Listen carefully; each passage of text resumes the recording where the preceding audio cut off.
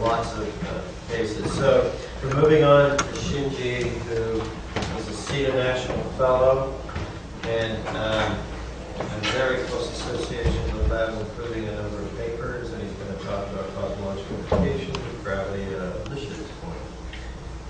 And we can explain what that means.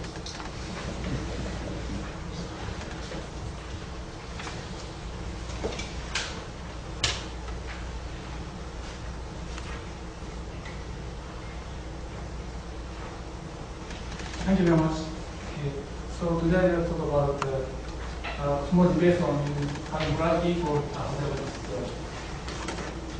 But to begin with, I'd like to say that it was very great to work with it. And so as Dick explained, I was a National Fellow in Victoria from 1999 to 2001, and I visited many times from Victoria. Also, after moving to Harvard, I visited here many times.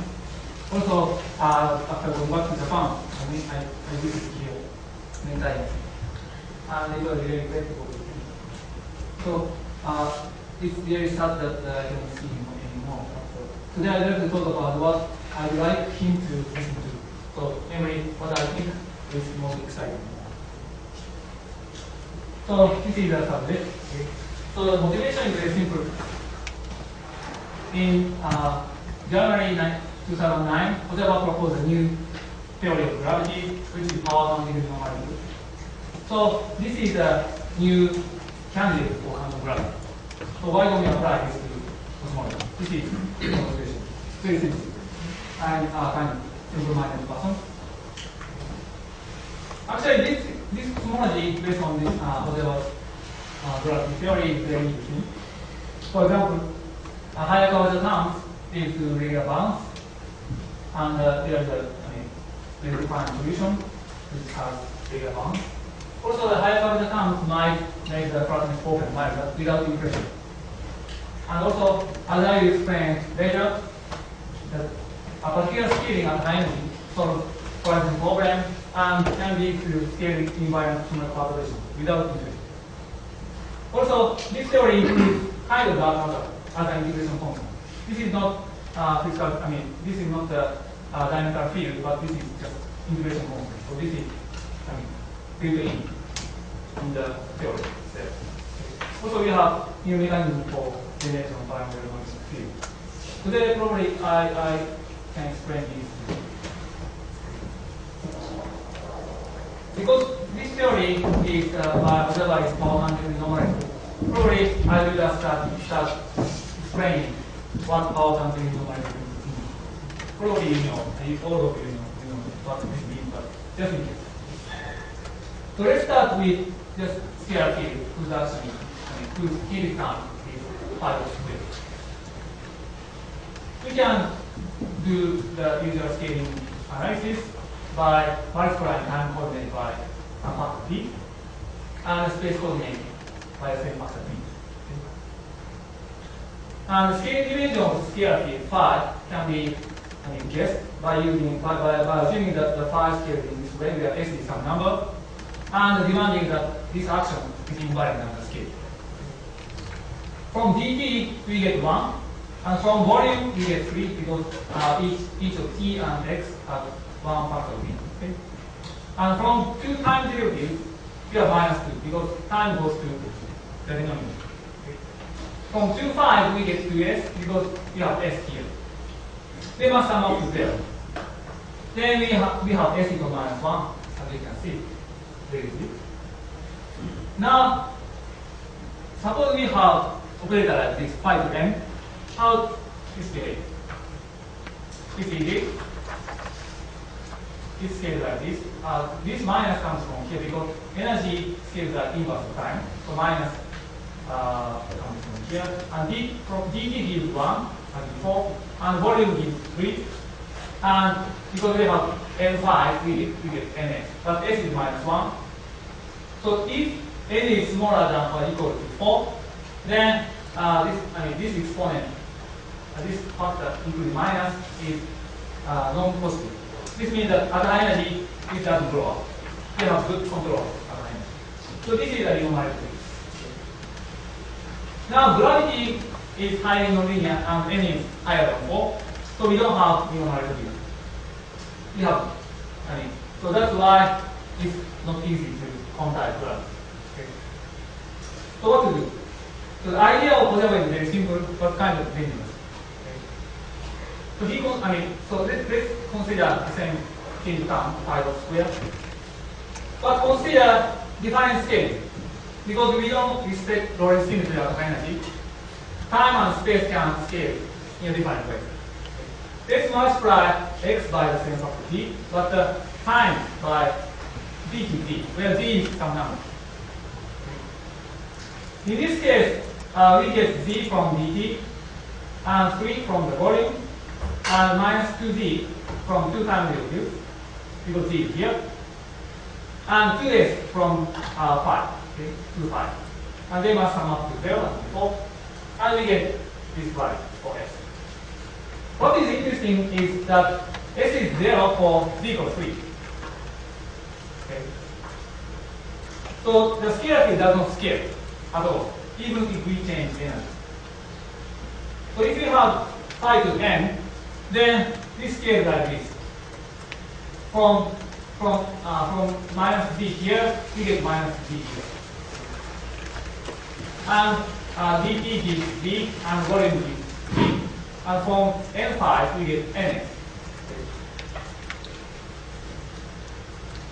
So if z equals 3, n equals 0, x equals 0, for any n, this factor is negative. Okay, just minus 2. So any nonlinear interactions are linear. So if gravity behaves like this at high energy, gravity may become linear. This is the idea, very simple. But at the same time, kind of dangerous because Lorentz symmetry is low at high energy. And Lorentz symmetry is supposed to recover the Lorentz. So if we have this kind of theory, what kind of implication we can have? So this paper considers cosmological perturbation, and as you can see, the scaling by cosmological perturbation can be generated without implication. So let me remind you the usual story in equals 1, namely Lorentz invariant theory. When we consider cosmological perturbation, we decompose perturbation into Fourier mode, and each Fourier mode is characterized by frequency domain. When omega is higher than absolute parameter, then we don't care the expansion of the universe, and the mode just oscillates. In the opposite case, where absolute parameter is larger, absolute friction is large, and that mode leads. So the generation of cosmological perturbation is nothing but oscillation up followed by without, and this happens if absolute parameter becomes larger compared to frequency at the time. So that this must increase. In a usual theory with z equals 1, omega squared is proportional to k squared over a squared. So by plugging this to here, we get this condition. The second derivative of scale factor must be positive. Namely, the universe must be expansion of the universe must be accelerated. So we need inflation. Also, the scale invariance requires inflation. The reason is as follows. This scaling leads to this conclusion. Namely, phi scales like energy. So the amplitude of quantum fluctuation phi should scale like energy. In the case of cosmology, energy scale is given by Hubble parameter. So this must be proportional to Hubble parameter. And the scale invariance means that this should be constant. Because in cosmology, the fluctuation at different scales are generated at different times. So the scale invariance means time independent. So Hubble must be constant. When Hubble is constant, we have exponential expansion, namely inflation. So these two conditions require inflation. But the story is different if t equals 3. This condition is the same, but omega square is proportional to k to 6 over a to 6. Because z equals 3 means that the time scales like a cubic of space. Okay? So by plugging this, we get this condition. Second derivative of volume must be positive. So for example, if you consider power expansion, then P must be larger than 1/3, but doesn't have to be larger than 1. So we don't need to have accelerated expansion. Moreover, scaling balance does not require inflation, because scaling depending on phi is 0. It doesn't depend on energy scale. So that we automatically get scaling balance spectrum even without inflation. And Hubble parameter can change drastically, but amplitude doesn't change. So the whole picture is something like this. This is the scale factor of the universe, size of the universe, and this is the scale of fluctuation. The wavelength goes like this, and fluctuation freely at the horizon, sound horizon, not the Hubble horizon. And when Hubble parameter is large enough, this runs like this, even when P is smaller than 1. So the fluctuation can go a little, exceed the horizon. And at low energy, the sound horizon and the Hubble horizon agree. So that, as usual, the fluctuation comes into the horizon again. Okay? So this is the story. So we can have a super horizon fluctuation which is scale invariant, even without inflation. So let me explain the next subject, namely the dark matter as integration constant. The structure of GR, probably, I'm sure that I don't have to explain this, but in GR we have four-dimensional diffusion field, so we have 4 constraints, Hamiltonian and momentum constraints at each time, each point. And this is preserved by dynamical equation, as you know. So if we consider Friedman local space-time, then we have Friedman equation from Hamilton constraint, and we have of course also dynamical equation from space-space component, but we don't have to consider it because this can be derived from Hamilton Friedman equation and cancellation equation. But the story is different in this theory. The symmetry of this theory is not fully different, but the correlation preserving different. This is 3-dimensional spatial different plus space-independent time revaluation. So symmetry is smaller. As a result, we have 3 local constraints and 1 global constraint. Anyway, 3 momentum constraints are satisfied each time, each point. But the Hamilton constraint is not global. This is global equation integrated over whole space. So this is a bit different from the usual story. But it is the same that the constraints are preserved by dynamical equation. So let's consider Friedman-Robertson space-time in this theory. As you know, the Friedman-Robertson space-time approximates overall behavior of our particular universe, so that we don't know what happens outside of the horizon. So in this sense, the Hamilton constraint, lack of local Hamilton constraint means that there is no Friedman equation in this theory. But we have dynamical equation and cancellation equation. So from these two, we can get kind of Friedman equation. From second order differential equation, we can get first order differential equation. But we get one integration constant. In this case, this behaves like dark matter. So the dark matter appears as the integration constant in this theory. So we don't need to include action for dark matter because there is no. But the gravity behaves like GR plus CDN.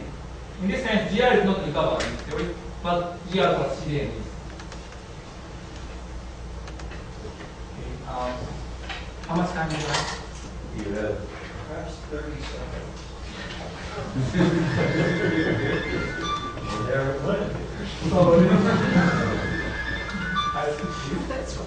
So that, let me summarize. The whatever is gravity is power density normal and can be a candidate for gravity.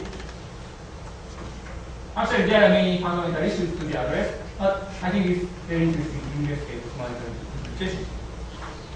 And this particular scaling solves the problem and leads to scaling by positional conservation for power expansion in T larger than 1000, even without inflation.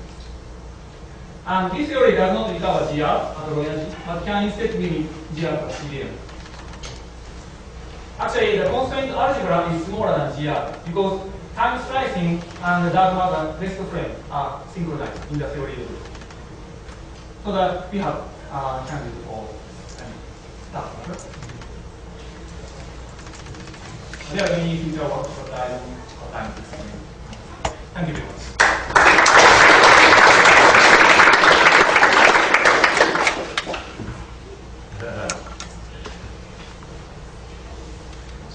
It's very interesting that you get dark matter. Do you will dark matter cluster also? Yes, I do that. So that actually, at low energy we have this kind of action, and the n lux function is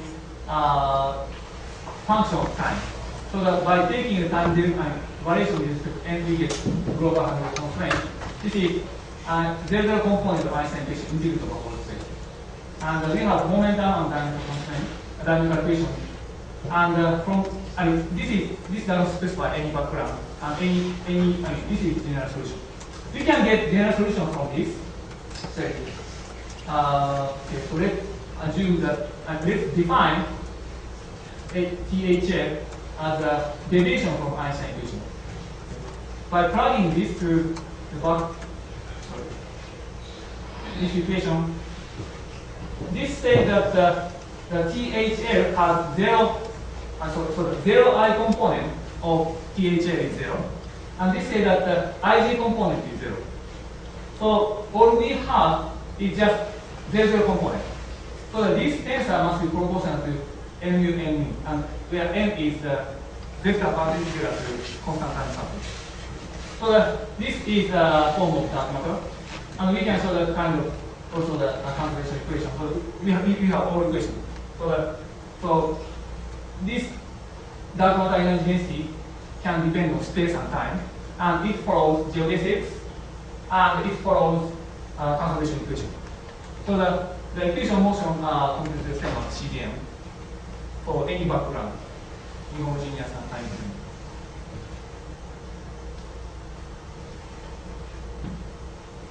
So in contrast with cosmological fluctuations, you need some initial condition of the analog setting bunch states. Right, that's right. Yes, that's what I mean.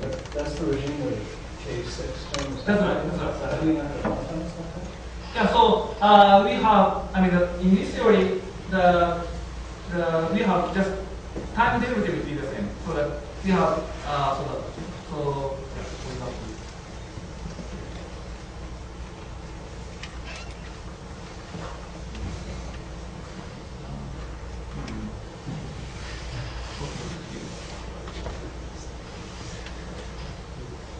so let's consider this kind of scalar field. And we have just two time derivatives, but higher derivative terms are in the direction space. So that we have really fine Hamiltonian, and we can use the usual quantization, and we can define primal norm and using more function, and so this means that we have kind of bunch series value. And so we can just calculate the last vector. Then we get the constant value for any background. So this A is any function as far as this converges. So any background, we get any background. Well, I'm afraid to ask any more questions, or we'll get a lot more slides dug up.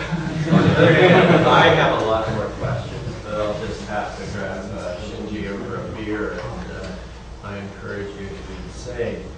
The next speaker is someone who goes back a very long way with Lev Kofman, Varun Sahni, and he will talk about something that Lev was also keen about, brain worlds, and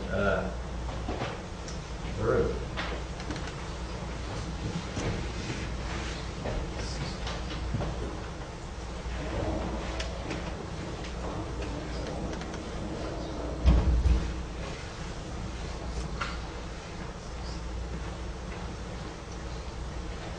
Okay, so it's a great pleasure for me to be here, and I'm really honored and grateful to take opportunity in the section dedicated to Lev Kofman.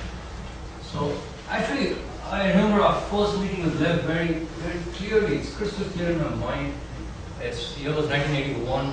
We were both graduate students in Moscow State University. I come from India. It was freezing in Russia. It was very uncomfortable. Lev used to come to Moscow from Tartu, spend a few weeks at a time. We became very good buddies. We had the same supervisor, we had the same interests. We used to love drinking and talking about philosophy and seeing movies and solving Green's functions in lower space time. I mean, we wrote three papers together. And sometimes it was wonderful and sometimes it was very frightening because we used to talk about everything, right? And this was Brezhnev era, right? 1981, 82, right? It's not a good idea to talk about everything. And I remember once, Lev used to kind of shack up with me in my hostel home in Moscow, right? And sometimes for a week. And I remember once on a very kind of vivid discussion we were having about, pros and cons of Soviet system, cons, pros. And a friend of mine came running in and said, "Oh my God, he was very pale." And I said, "Why are you so pale?" He said, "I was changing the light bulb in the hostel and a microphone fell down." And I said, "Oh my God." He froze, right? I said, "Oh my," and then we started, you have this recap. What did you speak? What were you speaking in the last 1 week? And it was all bad, right? And I said, "This is terrible. Now that's it. This is the end of my PhD. They're going to send me back to India." And Lev will probably never finish his PhD either. He's Jewish and he's from Tartu, so it's tough, right? But luckily the KGB was not very super efficient, right? So only a few of these rooms were bugged, and luckily my room turned out not to be bugged. All the KGB officers were not listening. So we survived many times, these kind of very great adventures. And I really had a wonderful time with him, and he was a brilliant buddy to have growing up in Moscow. And after that, the next time I met him was in CITA, and the Cold War was over, the Brezhnev thaw was on, and Lev could travel, and he made the most of it. And I really saw him coming from a small place in the Soviet Union, right to the apex of science in the world, and it made me feel very, very proud.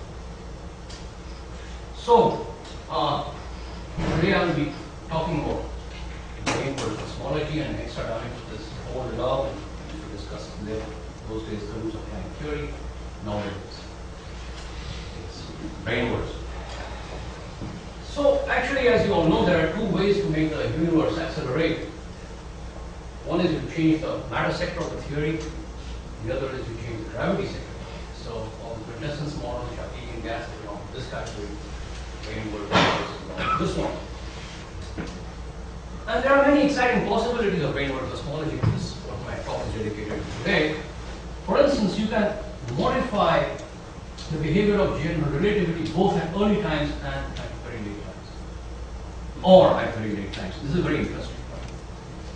There is a possibility of unifying inflation with dark energy. There must be some kind of economy to nature. Why should you have one field giving rise to acceleration at an early time and one thing giving rise to acceleration later? It's some unification going on here. The Big Bang singularity is avoided in the fifth dimension as time-like. This is the possibility of cyclic cosmology. The four-dimensional cosmological constant can be induced from extra dimensions. It's another great interesting possibility. You can get a phantom equation of state of the brain, even in normal matter. That's remarkable. And cosmic acceleration can be transient. So I'll quickly run through just in a minute. So some of these possibilities here. And this is really how this work is something that I've been doing over the years with another former Soviet person called Yuri Shtanov, who also worked overlap areas with Lev Kofman in 3D. So really what we're looking at is this very interesting 5-dimensional action. And this action is very interesting because you get a closed equation called cosmic expansion, which looks like this. And it contains two very important limiting cases. Right? The first is the Reynolds syndrome model. So you have a new length scale. Let me remind you that capital N is a 5-dimensional Planck mass, and small m is a 4-dimensional Planck mass. So if you take this quantity, you get a new length scale here, and really which allows the universe to exploit at 8 times. So when this length scale is 0, you recover the famous Reynolds syndrome brain world. And when you set the bulk cosmological constant to 0 on brain tension, you get a DGB. So both these two kind of important classes are contained in this very simple and compact equation, which was first studied by English Sahni. So let me discuss possibility of cyclic universe. So here, for instance, you have this equation which comes from brain cosmology, and an identical equation arises in loop quantum cosmology. It's shown a few years later by Pascal. It's quite interesting. And you see that there is a rho, and it comes with a minus rho squared divided by the brain tension. So what happens here is that if you consider a universe which is either closed or has dark energy, at only times the rho squared term will dominate. And so if rho becomes very large, your h squared will go to 0, and the universe will bounce generate. Generate bounce. It doesn't matter on the properties of the matter. And at late times, if the universe is closed, then again h goes to 0, or if dark energy is described by a very simple force called field, then again the universe will collapse. So again, generative behavior. So really, 1 and 2 can lead to a cyclic scenario in which the universe consists of a succession of ever-increasing expansion contraction. So really what happens here is the following. Now remember, suppose I have this universe, the cyclic universe, has a scalar field in it. Okay. So what's going to happen is very interesting. During expansion, there is a damping term on the scalar field. So this, the scalar field is going to roll very slowly down, and the effective equation of state is going to be at the cosmological constant p is approximately minus rho. But during contraction, h is negative, so you're having an anti-friction term, and so E equal to rho is an attractor. And I've taken this nice transparency from a picture from a nice paper by Lev and collaborators. So expanding universe, phi dot is very small, E equal to minus rho is an attractor, and during a contracting phase, E equal to rho is an attractor shown by this red line here. Now what does this do? If you are in a cyclic cosmology, you are expanding and contracting, and so your equation of state resembles a hysteresis curve. So you all know magnetism, right? You all did hysteresis curves during our undergraduate period. And so W goes during expansion to -1, which is the attractor during collapse to +1. And what happens is that as the universe goes through the successive expansion contraction epochs, you do work on the system, right? All right. And the work done is simply integral of PdV over an expansion cycle. And remarkably, what that leads to is that the maximum of each successive expansion cycle is larger. Right? So the universe expands to larger and larger sizes, just having a simple scalar field inside. This is a very interesting property of the system. It's a generic property. Now, you might remember that, the famous Thoery solution, right? So if you don't have viscosity, right, the system is, you have all the expansion epochs have the same amplitude. In this case, what you have is, you still don't have viscosity, remember, right? And you have this remarkable fact that time asymmetry in the evolution of the universe can be achieved even with time reversible field equations. So this is the first example I know where this happens very generically, and it tells us that inflation turbulence from very general conditions. So for instance, this first period, there was no inflation at all during the first bounce. During the second bounce, there was inflation in period, and the inflation was common and all that. Okay, so this is one example of what can happen in this universe. The second idea is that you can get phantom dark energy by the brain. For instance, in the Hubble parameter with that action has a generic form. And remarkably, this effective cosmological constant can increase with time. Now what happens here is that this effective cosmological constant on the brain consists of two pieces, V plus 2 over L, it is a new length scale that comes, minus a certain piece. And as the universe expands, this extra piece is like a screening term. It screens the cosmological constant and it gets smaller with time, right? So it's as if the cosmological constant is growing. Right? So you get a phantom-like behavior in the absence of any phantom dark energy.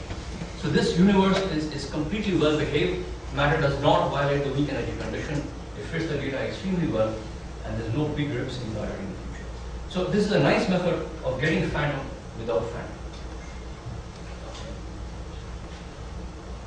Then the idea of getting cosmic acceleration without affinity. So this was, the big thing, the big plus of the DGP model is that it told you that this extra length scale can give rise to daytime acceleration. Right? Unfortunately, as was mentioned earlier, the DGP model has found close instabilities. But very interestingly, as we recently showed, cosmic acceleration without something on the brain is also possible in a wider class of models. And how does that happen? In the following way. So suppose you drop this requirement of zero symmetry, which is implicit in the DGP model, and that is the brain is the boundary of the bulk. So in this case, you have two bulks on either side of the brain, and you can have two values of the bulk cosmological constant, which is negative. So you've got a bulk cosmological constant here and here. And remarkably, what you find, the field equations are like this, they're very simple equations. And at late times, you get a de Sitter asymptote. So the brain accelerates even though there is no dark energy localized on it. Cosmic acceleration is entirely sourced by bulk effects. In fact, this is very remarkable because you get a positive cosmological constant on the brain due to two negative cosmological constants in the bulk. And negative cosmological constant is something that has been a favorite of high-energy physicists for a very long time. So this is another possibility for brain-wide cosmology, and I've given some values here that, of course, there needs to be a small asymmetry between the two bulk parameters on either side so that you can get the acceleration of the right point. So there's another interesting effect is that cosmic acceleration can be a transient phenomenon. So you see the only other example we have of acceleration is inflation rate. I'm not saying that inflation is proven, right? But hot favorite for the universe. And although P is very close to minus rho during inflation, it doesn't last forever. If it lasted forever, we will never have a universe. So the only known source of dark energy is a transient phenomenon. So it could well be that cosmic acceleration today is also a transient phenomenon. And indeed, in this particular model that we've been starting with Thoery, the same model, same action, right? If you impose a random Schumann constraint on the brain, then you get the universe will accelerate, and then for some time, the present acceleration will be sandwiched between two matter-dominated epochs. So, in a cosmic acceleration, you will not have an horizon in the future. The universe will stop accelerating. How do you test these models? So there are two ways of testing models. One is, of course, on large scales, and that is using the growth of linear high density perturbations. It's a very nice method. And on small scales, this is a slightly crazy idea, which we have like very much in talk about it, and that is you can have artificial planetary systems in space that throw departures from the universe scale in some microscales.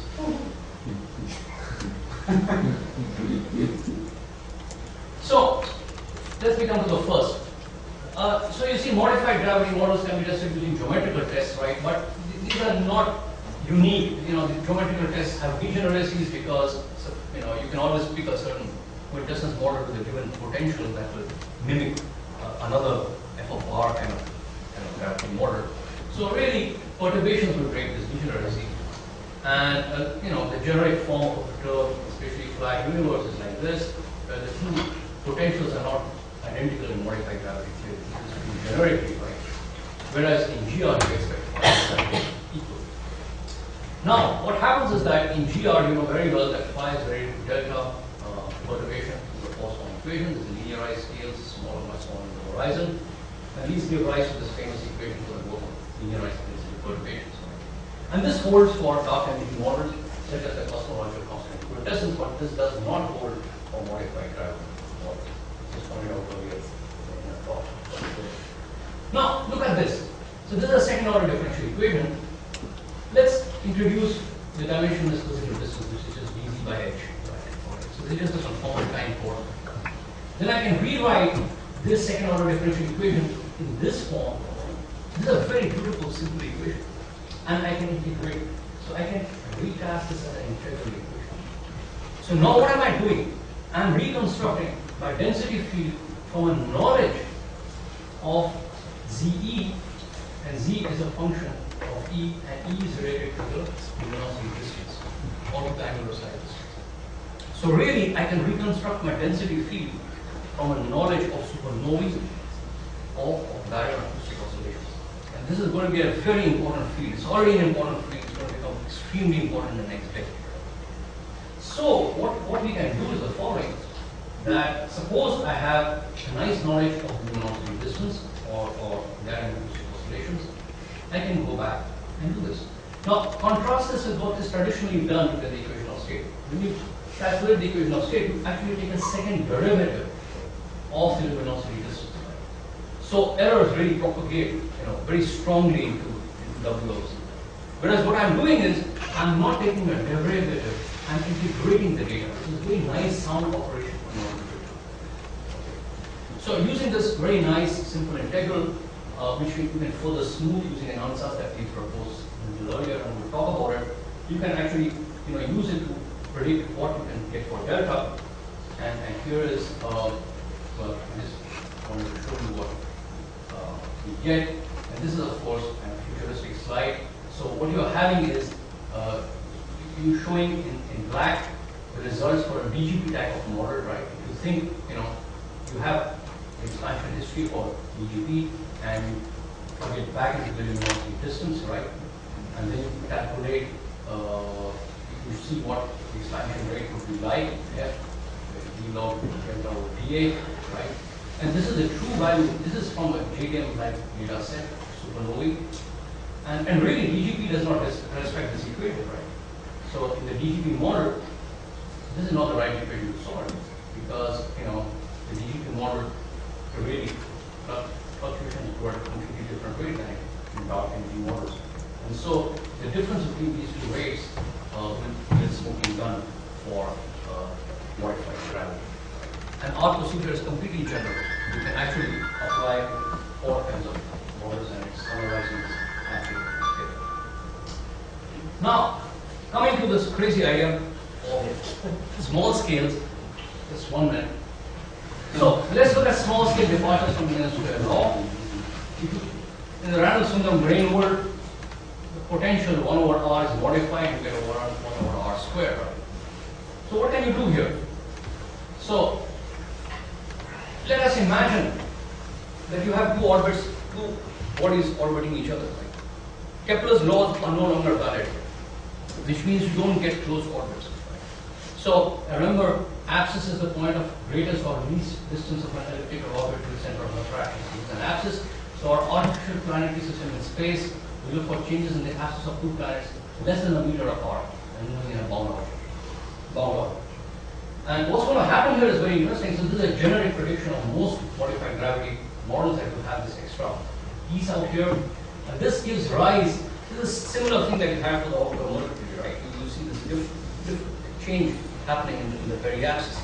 And the interesting thing is that it's related to, it's related to this value n here, very sensitive to n, and it's related to r, right? The scale beyond which gravity becomes higher dimensional. So suppose gravity becomes, higher dimensional or a micron scale or a sub-micron scale, right? You should actually make this system, planetary system in space, extremely small, right? Because then two things are going to happen. It's an integrated effect. So you're going to have many orbits.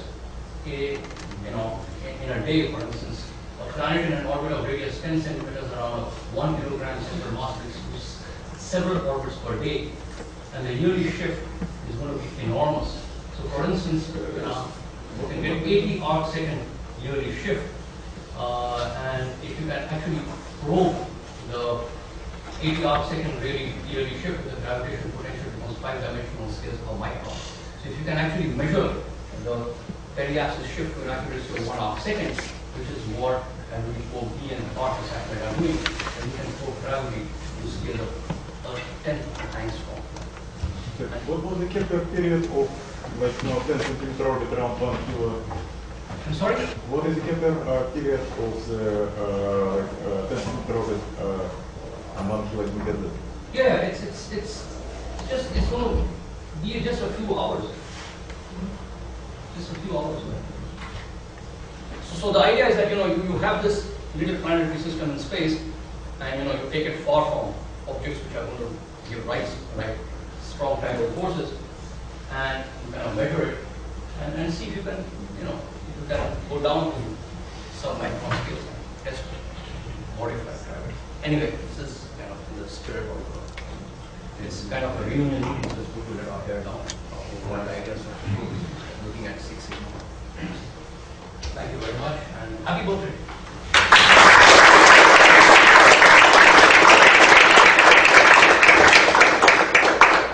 Okay, we'll take time for just one question. In the case of that artificial planet, aren't in many cases the extra modes that would change the potential frozen out?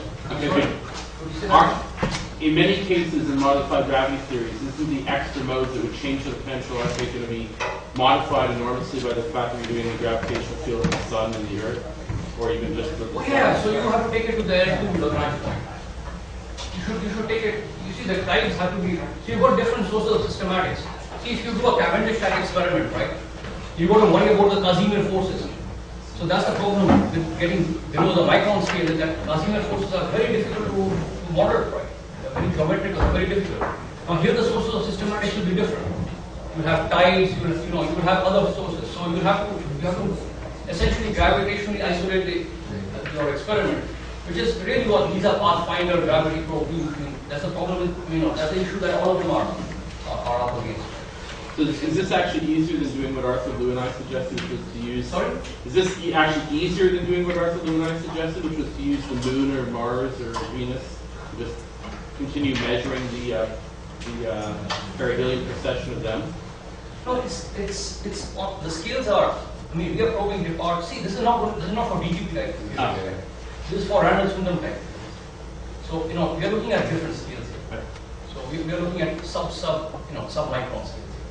It's complementary. How do you set it in motion? I'm sorry? How do you set it in motion? Oh, you saw it in motion. Oh, this is I had a consideration. You just have to release it. You have to release the test masses very gently. It's the same as gravity probe. They have exactly the same problem. I mean, the same issue when they do it. Okay, well, thanks, and thanks for the tales. I'm sure there will be many more as the liquid refreshments people become more clear the next day or so. I'm sitting there doing questions.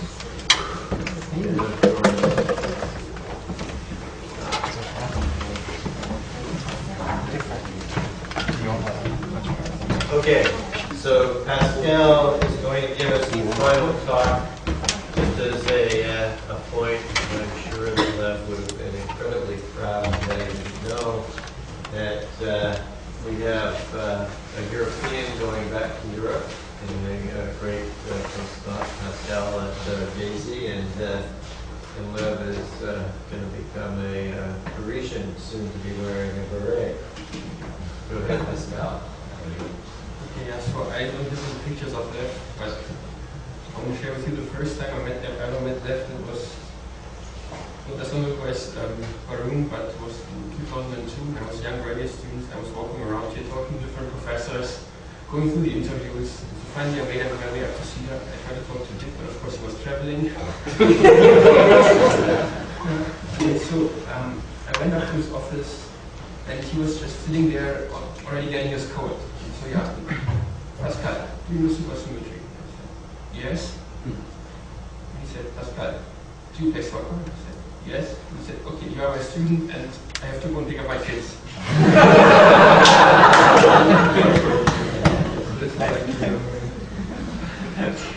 Anyway,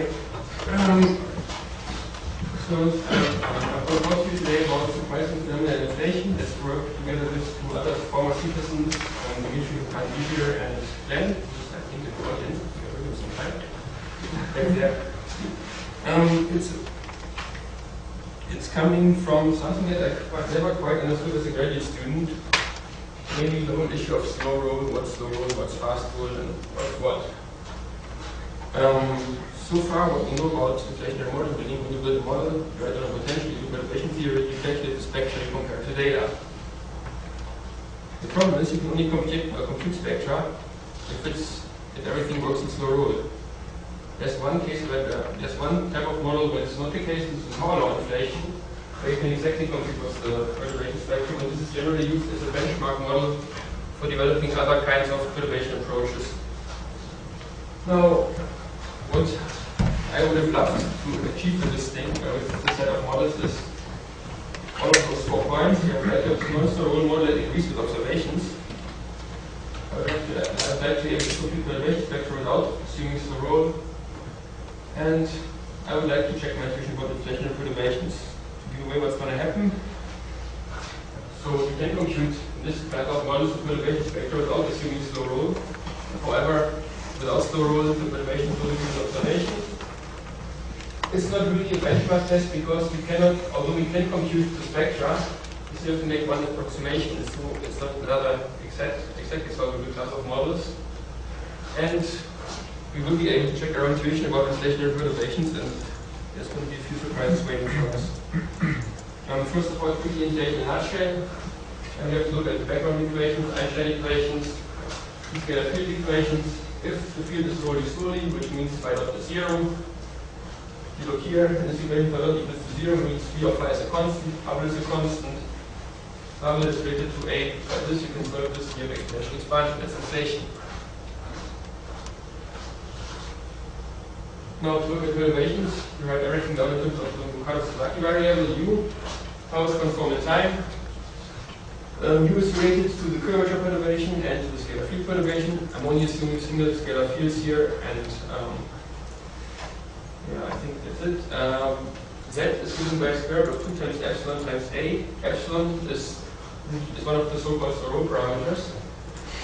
I define it not as a derivative of the potential with respect to the field, but as minus h dot over h squared. And in this formulation, epsilon between 0 and 1 is an exact condition for an inflationary period.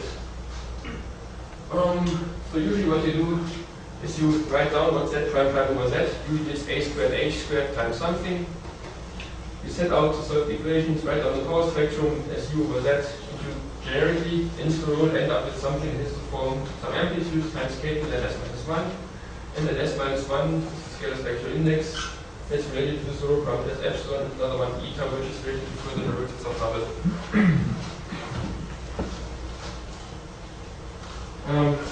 Now, why does all of this work generically? Well, if you look at the equation, there's 2 regimes. One regime is where you can forget about that part. You just have the harmonic oscillator. That's in the early times. You start off in back in the March-Davis vacuum. At 8 times, you forget about the k squared. If you squint at it, you see that the solution is least proportional to z. Okay, dependence in there. So this means that no time dependence in there. If you look at pk, because p is equal to u over z, so one time dependence cancels, and out with a constant. This is what's usually called the modes left of horizons and are frozen out. Okay, then you want to compare it to data. After you compute the perturbations, that's the angular power spectrum. The generic algorithm movement is as a theorist, write on the potential. You verify that inflation lasts sufficiently long, about 60 e-folds, 80 e-folds, depending on assumption of reheating. You compute the perturbation spectrum, and you wait for your experimental colleagues to build a detector, fly a satellite. Easy. They take the data, analyze it, and then obtain values for the amplitude and S from MCMC algorithms. Well, this is what's been done so far. Anytime though, we're going to use scanning trajectories. This is scanning inflation, which has been in the works since you can't really read it, October 2004, and still counting. It's a project together with me and this year. The institution of the office has been changing, fluctuating, people have been joining and getting off and joining. So we'll see when it settles. Anyway, so what we're aiming for is that we have 5 values ready for an S to the equivalent to our model, and to have an amplitude of roughly 10 to the minus 9.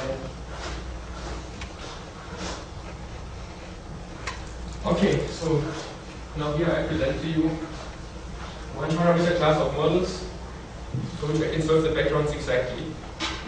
P P is a parameter. If P is negative, then you have generally this shape. The inflation happens rolling from here down to there. If P is positive, the potential has this shape, and you generally roll down the hill far out. For one specific set of initial conditions, you can write down the exact background solutions. If you write everything as a function of number of e-folds, yeah, then you can write Hubble is Pascal number of e-folds, epsilon is the row parameter, phi, and here, just to confuse you and myself, I picked the direction of number of e-folds to be opposite the usual. As you can see here, epsilon is generally exponentially smaller. Yeah. However, eta, which is defined as this number, can be as big as I want depending on what I do with p. And still, I have exponentially small epsilon. Yeah. So that's the case where I have huge value for eta, and yet long enough inflation, however long I want. So something can be up to the scale of models, Okay, so you might have to uplift the potential or do something about the part over here, or tunneling, but don't worry about that. So I told you we can solve the equations for one specific set of initial conditions, which is this black dashed line. This is the solution for the case where P is minus 2, so potential has the shape. As I said, you roll down here. And most importantly, you will never reach the origin. It's critically branked if you want. If it is critically branked. Yeah. All the other points and here all the other trajectories are solved numerically, and they all end up on the attractor, which is important. It's not the solar attractor. So if you want to figure out the solar attractor, you look at the equations of motion for the scalar field, forget about the phi double dot term. You have to solve this. I know exactly what's phi, so I can compute what's phi dot, and here we go. It's the solar attractor, the exact solution to this value of p is minus h phi. And here it's zoomed in, I don't agree. And all the trajectories end up on this one here, on the exact solution. You can do the same thing for positive p, positive or small p. We start off arbitrarily close or far away from the top and roll down. Here again the phase diagram, the dashed line is the exact solution, and all the other colors are numerics. Because p is small, we find that the solar attractor and the exact solutions agree. So this is really a solar attractor. If you zoom in, the red line is on top of the black line.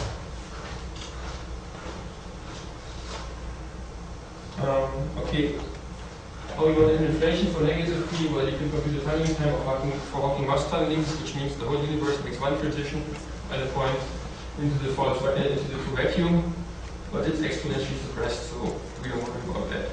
If you want to end it somehow, you can say, well, let's add a second field that's frozen up to a point when phi is very, very close to 0, and then it becomes free, and you end up with a water falling down there. For positive p, you can actually compute when inflation ends, which is when it speeds up sufficiently, going down here. Yeah. What you don't quite see here is that the potential actually turns negative, but this happens an arbitrarily large number of e-folds after inflation stopped. If you want, we could also uplift that potential, but that's it. I don't want to worry about that. So what do we have so far? How much time do I have? The clock ticks very rapidly. No time dilation here. Okay, so we have models with arbitrary values for eta, the second row parameter. We have different behavior for positive, negative p. Inflation can last arbitrarily long. Now we have to see what about perturbations. So, if we take a look at this equation of motion for the scalar perturbations, this is the exact expression for this model. No solar approximation. You don't see any etas popping up in here. Yeah, it's only epsilon. As we know exactly what's epsilon on the attractor, and as epsilon is exponentially small, we can forget about this, and we can solve this equation, the power spectrum. Spectral index turns out to be just minus G, which is too bad. As I said, I was hoping I could get a model which is non-slowable, which means large values of B is still compatible with observations, B small values of B to be compatible with observations. Oh, that was not 2 minutes. You can't argue with Steve Jobs. Okay, very quickly then. We have freeze on the different types of scalars and tensors. If you look at motivates for the scalars and the tensors, they freeze on the different types, but at the same time, so something is wrong with physical intuition. And modes re-enter the horizon. If you look at the horizon Z prime over Z, the function of the number of equals at the end of inflation, you see the horizon actually turns around, so modes can re-enter. And most importantly, for P plus minus 2, if you plug in minus 2 here, you just have a monic oscillator. There's no freeze off. There's a class of models, where this is one model, where scalar perturbations don't see the horizon. This carries through even to the next, to the higher order. So if we do second order perturbation theory, you will see that even there, modes don't see the horizon. And I think that's the stop here.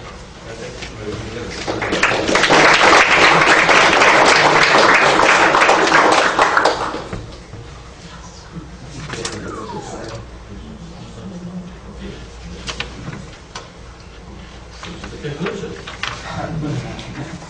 Any questions? I'm trying to figure out what is wrong with my physical intuition. Is it usually I want this little parameter to be small but also sort of there? Is the physics right that epsilon is changing the message? Could you repeat his question? So the question was, what's wrong with usual intuition? And you say, well, this row parameters are all small. What's wrong here? Is it the fact that epsilon is varying fast, which is breaking the usual intuition? Yeah. Now I have to ask about the usual intuition. Well, it doesn't, I don't know. Why is it so weird? It just isn't a way that Why is it so weird? I can give one point about this. Yeah.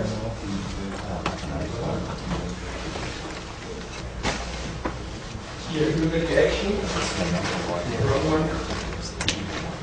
This one here. If you look at the action, normally, for modes to become classical, you need that the action becomes an exponentially large number. Because the particle goes like e to the is over h bar, and limit h bar goes to 0, so then I'm making s huge. Yeah. Now here, if you write this down in conformal time, you see that all A dimensions exactly cancel. Yeah, so the action becomes A independent, and so the modes will never become classical.